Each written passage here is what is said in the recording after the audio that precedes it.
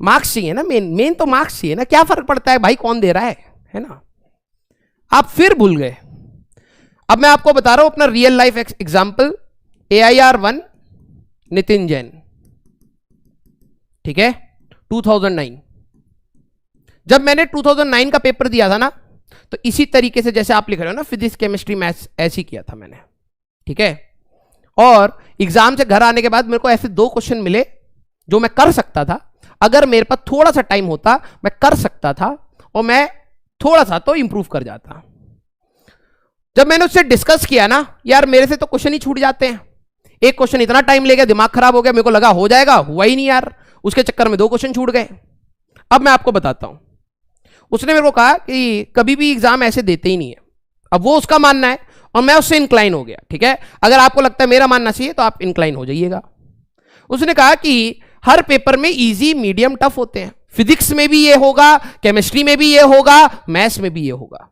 अब टफ क्या होता है? टफ ये नहीं कि चैप्टर का रोटेशन नाम सुन लिया, अरे रोटेशन का क्वेश्चन टफ है, नहीं। अगर वो आपको 4 मार्क दे रहा है तो आसान है, अगर आपको वो टॉप कंसेप्ट आता है तो आसान है, नहीं आता है तो टफ है। आपको करंट इलेक्ट्रिसिटी खूब पढ़ा, सीरीज पैरेलल खूब पढ़ा, ठीक है, क्वेश्चन ऐसा आ गया कि देखते दिमाग खराब हो रहा है, क्वेश्चन हिल ही नहीं रहा, वो आपके लिए टफ हो गया उस एग्जाम में। Easy, medium, tough is not about the name of the chapters, it's about कि क्या वो आपको आसानी से मार्क्स दे रहा है एग्जाम में या नहीं दे रहा है। इसीलिए बोलते हैं पूरा सिलेबस, एटलीस्ट कोर आप पढ़ के जाइए, बेसिक चीजें आप पढ़ के जाइए। हो सकता है टफ चैप्टर का आसान क्वेश्चन आ जाए, आसान चैप्टर का टफ क्वेश्चन आ जाए। उसने कहा कि आपके सामने फिजिक्स आए, केमिस्ट्री आए, मैथ्स आए, मैथ्स में 2 क्वेश्चन तो ऐसे होंगे ना यार जो बिल्कुल आसान होंगे, हलवे होंगे। फिजिक्स में अगर आपका फिजिक्स इंटरेस्ट है, ठीक है, मैथ्स आपका इंटरेस्ट नहीं है, मान लो फिजिक्स अगर आपका इंटरेस्ट है, 3 क्वेश्चन तो आपको ऐसे मिलेंगे ना जो आपको देखते ही हो जाएंगे। केमिस्ट्री हो सकता है आपकी बहुत ज्यादा इंटरेस्ट वाली हो, 4 क्वेश्चन तो आपको ऐसे मिल जाएंगे ना, ऑर्गेनिक के, इनऑर्गेनिक के या डायरेक्ट फिजिकल के, जो आपसे हो जाएं।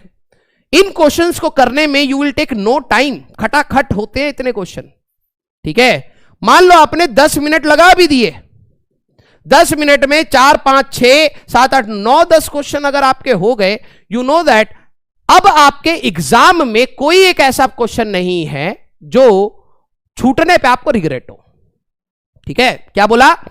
अब आपका एग्जाम अगर खत्म होगा, आप घर जाएंगे तो आपको एक भी ऐसा क्वेश्चन नहीं मिलेगा, अरे यार इस पे समय देना चाहिए था, मैं क्यों उस क्वेश्चन पे लग गया, ठीक है। पहले ये जब आप क्वेश्चन को सीधे सीधे पढ़ते रहते ना, ऐसे आपके मेरे सामने जब आया था केमिस्ट्री में, अरे यार ये तो आयनिक है, छोड़ो अभी नहीं आता है, छोड़ो अभी। ऑर्गेनिक में अच्छा ये तो रीअरेंज करके चला जाएगा, carbocation 7 member ring, 6 member ring stable है, टिक मारा, ठीक है। फिर एडिटा उस समय गलती में कॉन्फिडेंस में एडिटा टिक मार दिया, ठीक है। फिर उसके बाद कि आयनाइजेशन एनर्जी निकालनी थी, टिक, ये तो आसान सा, ये कर दिया।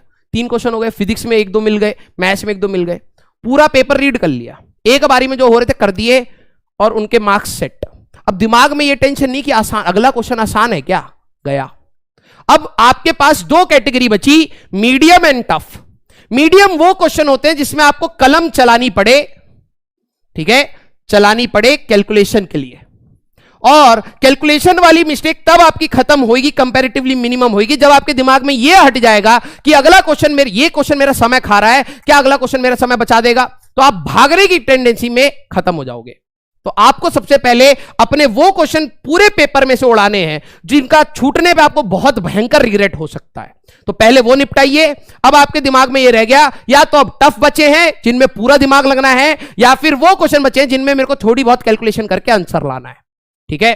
अब आप पीछे तो भागेंगे नहीं। जब आप इन क्वेश्चंस को, मीडियम क्वेश्चंस को ट्राई करना स्टार्ट करेंगे, मीडियम क्वेश्चंस वो जिनको देख के आपको लालच आया, टफ क्वेश्चन वो जो देखते आपको लगा भाई हवा नहीं लग रही इस क्वेश्चन में, क्या हो रहा है, ठीक है। टफ तो वो हो गए, उनको मार्क करते जाइएगा।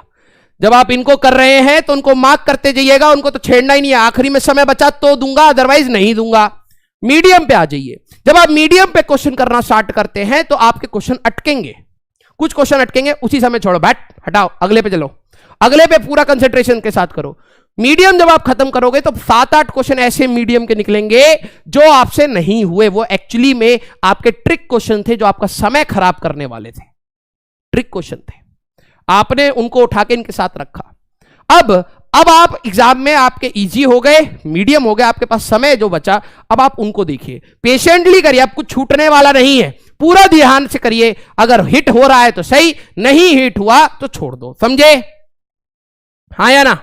गोविंद राजपूत, सर मैं ऐसे ही करता हूं। This is, I personally believe this is the best strategy, because you will not leave any question which you know. First of all, पहला बेनिफिट, आप पूरे क्वेश्चन को पढ़ लेंगे, पूरा पेपर एक बार रीड कर लेंगे, आपको समझ आ जाएगा किस लेवल का क्वेश्चन है, तो आपके कुछ जो आते हैं वो नहीं छूटेंगे।